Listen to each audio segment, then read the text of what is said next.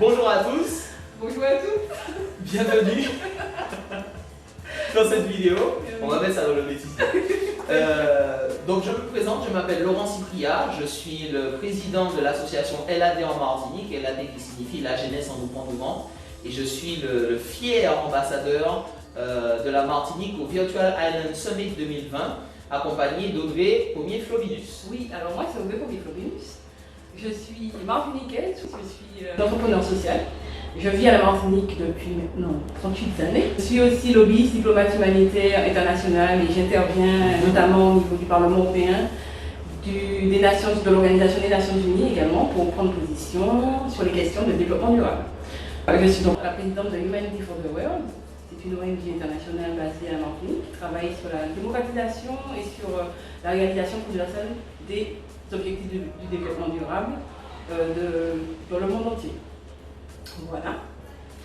Nous, de notre côté, nous travaillons essentiellement en tant que plateforme de projet, donc pour le développement de projets de jeunes Martiniquais à différents niveaux, essentiellement d'abord dans un premier temps pour les projets sociaux et à but non lucratif pour le pays, pour le développement du pays, mais également nous travaillons sur la coopération interrégionale et internationale de manière générale.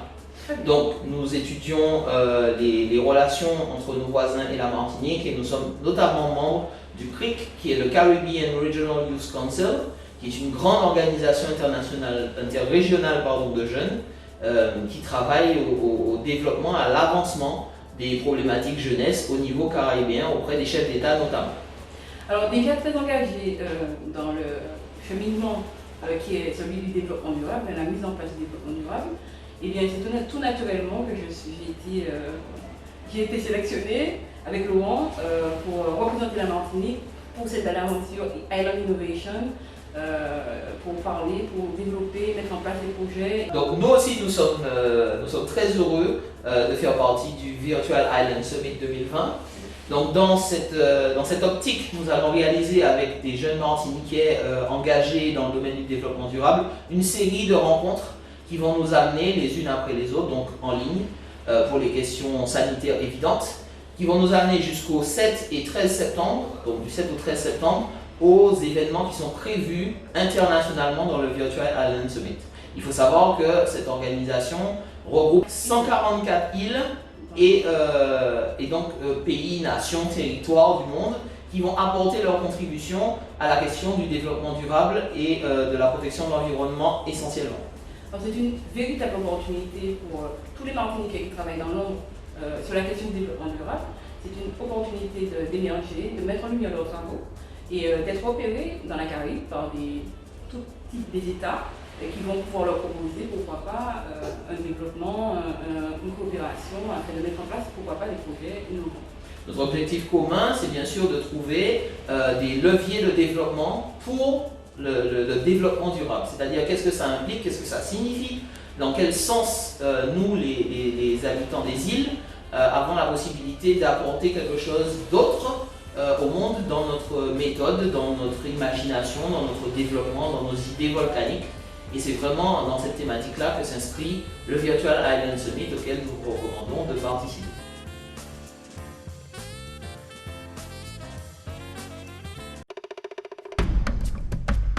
C'est une île, archipel de culture, de savoir et de vision d'avenir. C'est une maison singulière, élevée avec les mains du progrès et de la modernité. C'est un terrain d'expérimentation innovante, de volonté solidaire et constructive. C'est un pays, la Martinique.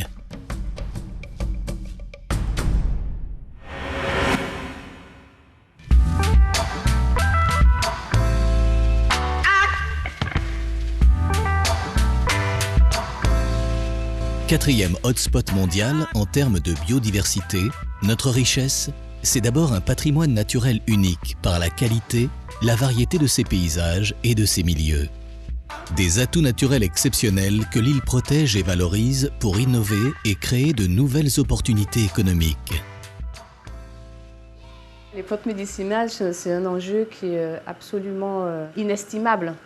Donc à nous ici, et c'est ce que nous faisons, de nous approprier en fait l'expertise pour analyser cette biodiversité et ensuite la valoriser notamment par l'obtention de brevets. Pour l'instant, on a des tests qui sont en cours et donc en principe les résultats sont prometteurs. Et là, c'est la purée 0,5. Voilà, 2 mm et 0,5.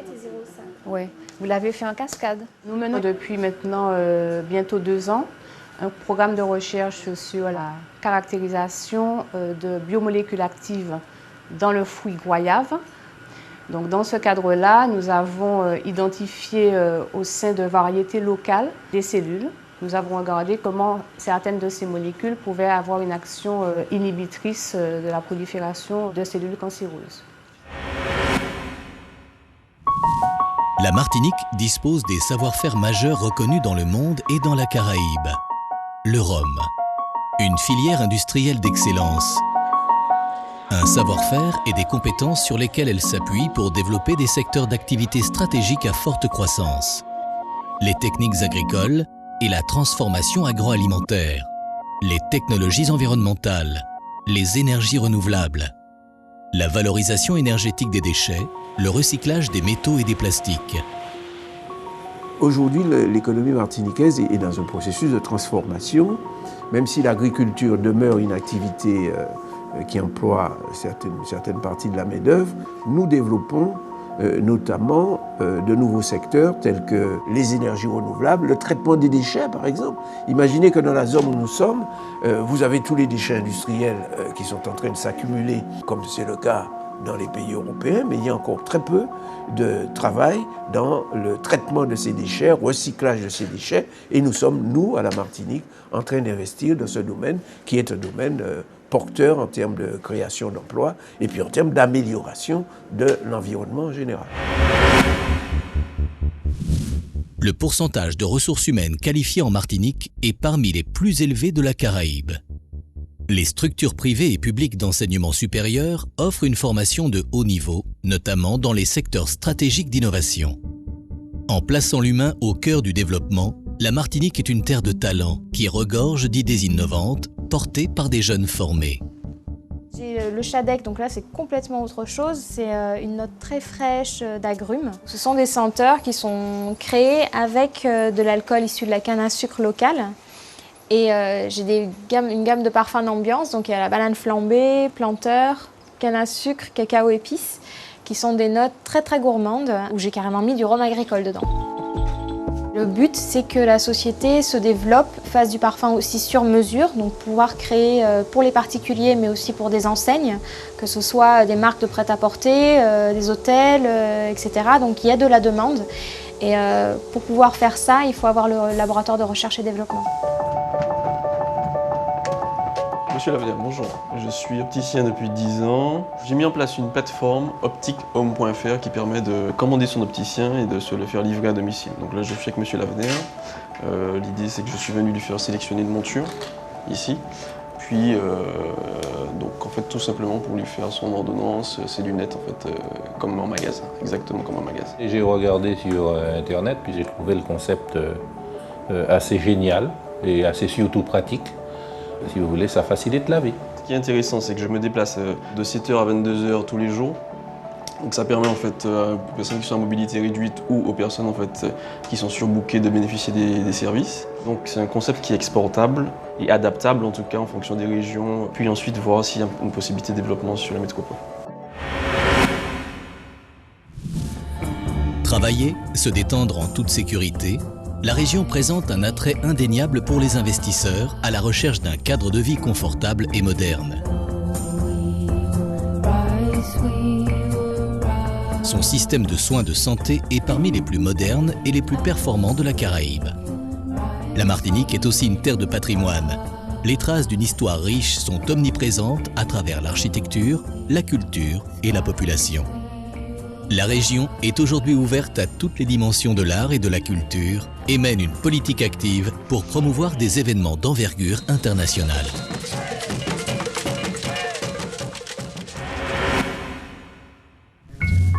Des secteurs d'activité stratégiques ouvrent de nouvelles opportunités aux investisseurs. L'environnement et les énergies renouvelables, la transformation agroalimentaire, l'économie numérique. En valorisant son patrimoine et ses paysages, la Martinique propose une nouvelle offre touristique, dynamique et compétitive. Mon projet, c'est la conception d'un complexe hôtelier flottant. Et l'idée, c'est de pouvoir être au plus près des sites naturels grâce notamment au volet écologique sur les lodges et sur la base. Puisque l'idée, c'est que ça soit sous forme de village avec 15 lodges et une base qui accueille les clients au niveau de la restauration et du service. C'est parce qu'il y a ce volet écologique qu'on peut être au plus près des sites naturels et de pouvoir être exempt de réseau tout en traitant toutes les eaux usées, par exemple. On est aussi autonome en eau, autonome en énergie et on utilise notamment l'énergie photovoltaïque. Les autorisations sont en cours et les études de projet, donc avec l'architecte naval et le designer, sont en cours. Le port et l'aéroport constituent des éléments clés du développement économique de la Martinique. Son aéroport est déjà capable d'accueillir la nouvelle génération de très gros porteurs.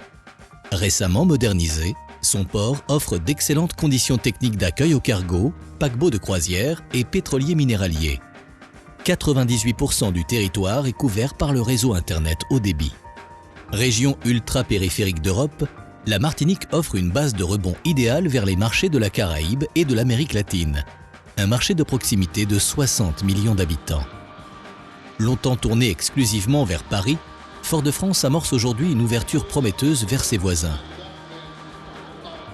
Des mesures incitatives sont mises en place pour faciliter l'implantation, l'équipement, l'emploi, la formation, l'exportation des nouvelles entreprises. La Martinique offre des allègements fiscaux pour augmenter le pouvoir et la compétitivité des entreprises et des interventions financières dans le cadre de programmes européens. La Martinique a des atouts, du cœur et de l'esprit, des idées, des hommes et des porteurs de projets.